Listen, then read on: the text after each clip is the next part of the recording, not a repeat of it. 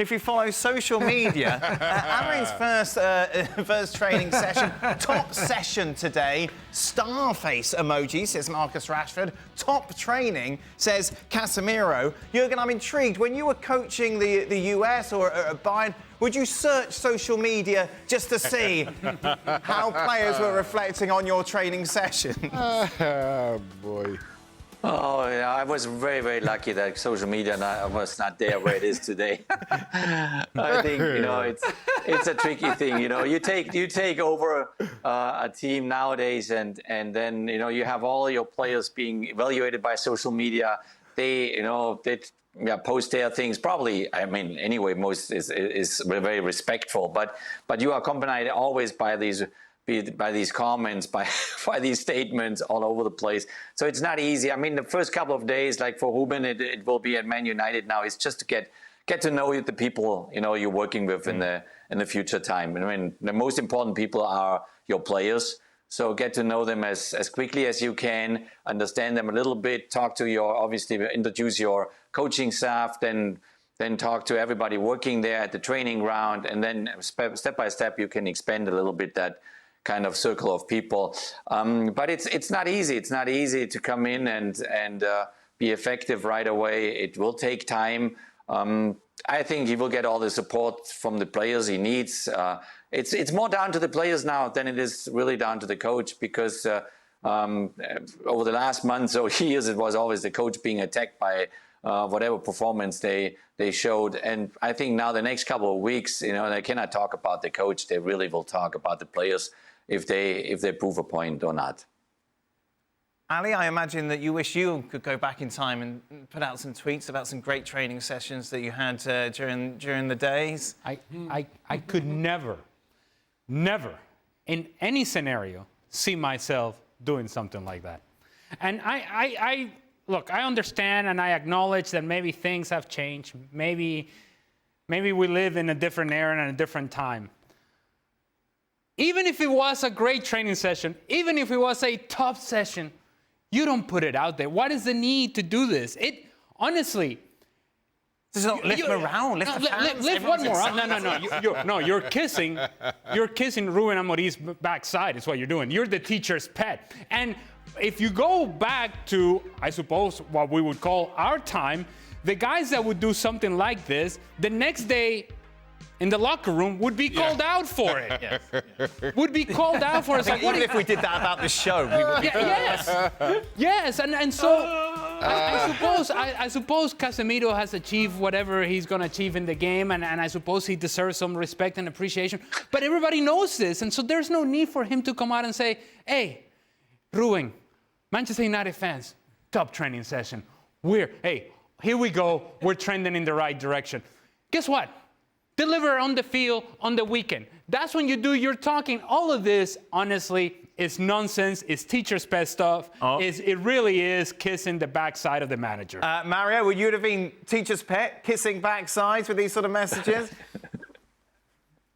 Oh, it was very difficult. My upbringing was too tough. If I would do that, I tell you right now, my friend, I think I would not be able to leave the house.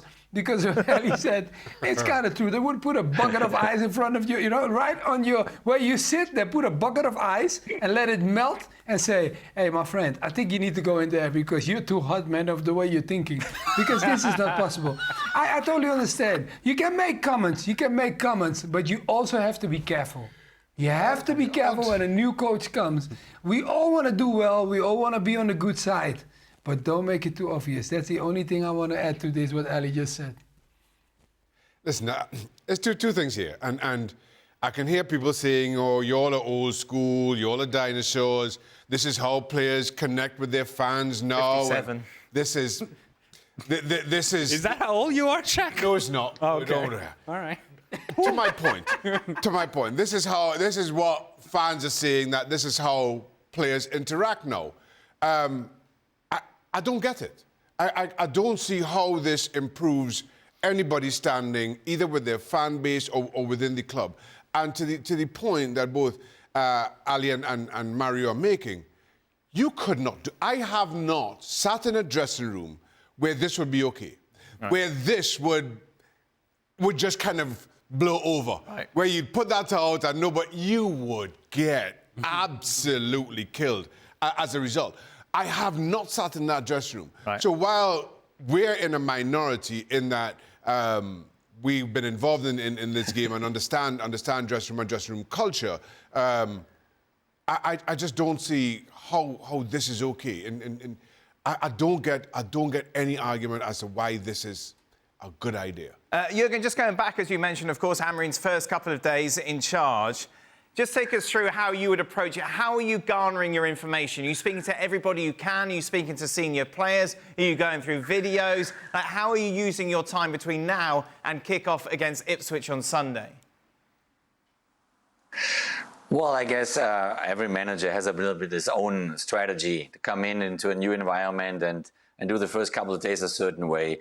I mean, I always try to kind of connect with the players. I mean, now it's an international break. A lot of players are not there, but just have a talk with each one of them as soon as you can. And it doesn't need to be a long talk, but 10, 15 minutes each to get a little bit to pick their brain, to get a little bit their thoughts, to understand them a little bit, how they go through that very difficult period of time at Man United over the last couple of years. And then you work your way through, and then boom, it's already the first game.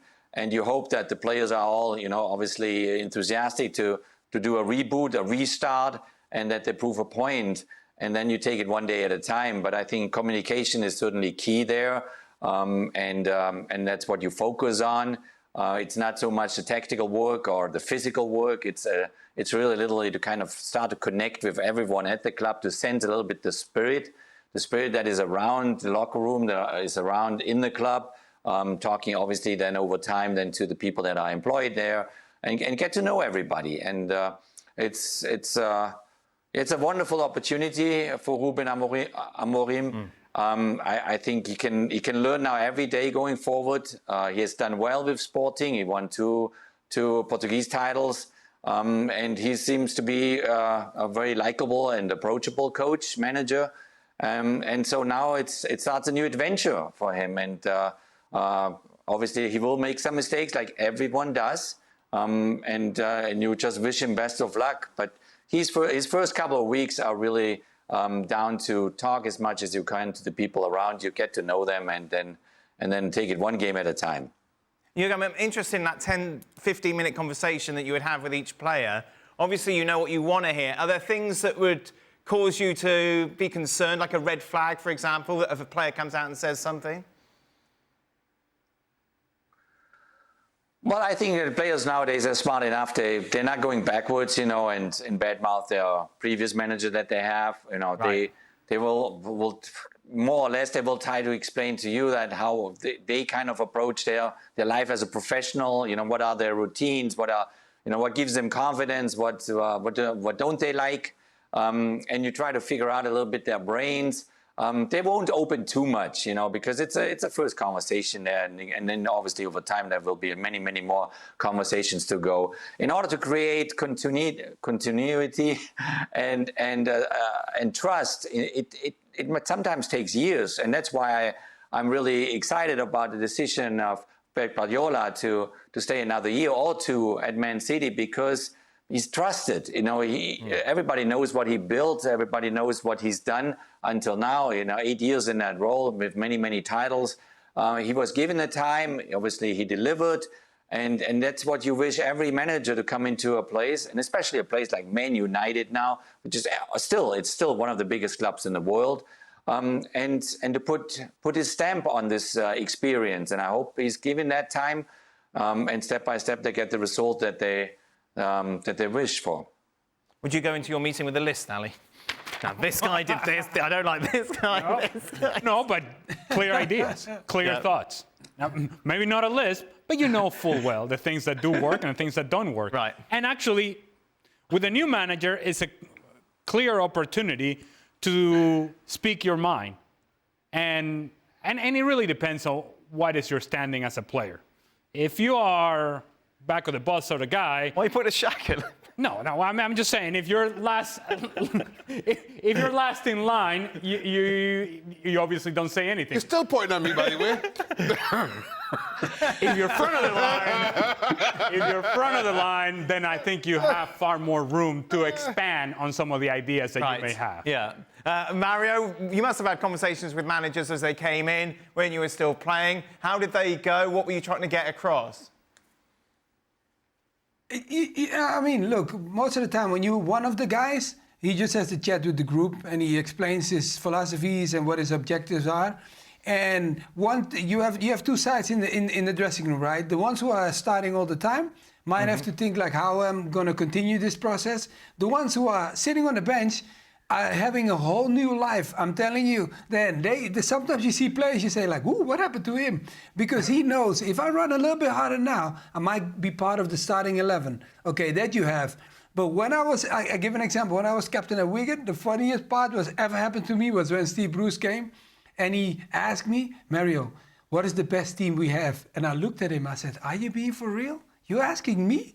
He said, "Yeah, come on, you're the captain. Can you help me make the team?" And I said, "Coach, come on. You just starting your first day. I cannot say to who's going to start. I can tell you who played the last game and we won." I told him that the last team that started the game and everything, he picked exactly those players and we won the next game. So clearly, I don't want to say I was a good manager. I think Jurgen would be the best to answer that question, but I know a little bit. I think that's exactly what you said. What I heard was that Mario should have been the manager. See, yes, I like it, the little clapping on the shoulder. Yeah, I think that's good, Mario. Jurgen, how much will he lean on his captain? Obviously, that's Bruno Fernandes and those senior players. Well, that's certainly key. I mean, you want to have the key players, especially the captain, on your side. You want to understand from him, what's going on and how can you now improve the situation. How can you make things the right way? With their key players. Mario is right. Things like that can also change the perspective of a lot of players that sit on the bench, are frustrated. They want to badly come in and they hope now for good training sessions and prove a point. I remember I was a fairly young kid, 20, 21, and we had a change of a coach in Stuttgart, and I didn't do so well the first part of the season, and he always said, if my strikers don't score, I want two more strikers. Every time I didn't score, he asked for another striker. And then it came the moment after 8-9 months in time, they let him go. And the interim coach was basically the assistant coach. And the next away game we played in Düsseldorf in the Bundesliga, and I exploded. I scored 5 goals in one game because I just felt like, the air has been cleared. I feel good again. The chemistry is such an important piece in football. When you have a dressing room, a locker room with 25, 30 top players. Now we talk about Man United; those are all international players from all over the place, and all different type of languages are spoken. It is not easy for a manager to keep that chemistry very positive, excited, everybody in the same boat. There are some conflicts, there are some arguments, there are some critical moments. And they will watch you. They will watch your body language on the bench. They will watch your comments that you make. They will watch your body language during training, your energy that you have. And you become a mirror picture, your team, of how you present yourself. And that's where the masters of today are Jurgen Klopp, Pep Guardiola, Carlo Ancelotti. They know that. They know that they're always under observation by their players and by the staff as well. So, I mean, it could go all the right direction if that chemistry suddenly starts to become very positive and supportive. And that's what you wish with a change of coach, without saying anything negative about the previous coach. Yeah, very quickly. You can have all these conversations with all these players currently at Manchester United. But if you're Ruben Amorim, you have to be very clear with yourself that there is a reason as to why I'm here. Yeah? There is a reason as to why there was a coaching change. And while some of that has to do with Erik ten Hag, a lot of that had to do with the players as well. So take in all the information, but make your own conclusions. Come to your own conclusions. Yeah, do your research, talk to the players, but in the end, know that those players were the ones that were not delivering on the field. So you're the one that has to make the decisions now. Unless you've got a Mario Malchiot in your team. Yes, and then listen to that that's guy. That's where you get your starting 11 from. You know what? Hey, guys, wait. I will take Jurgen along, huh? I won't go on my own. Easy now. I will take Jurgen along. I won't go on my own. Jurgen, if I'm going in, you're coming with me. What about Shaka? He's there. I'm back at the bottom, man. I'm back at the bottom. Shaka's under the bus.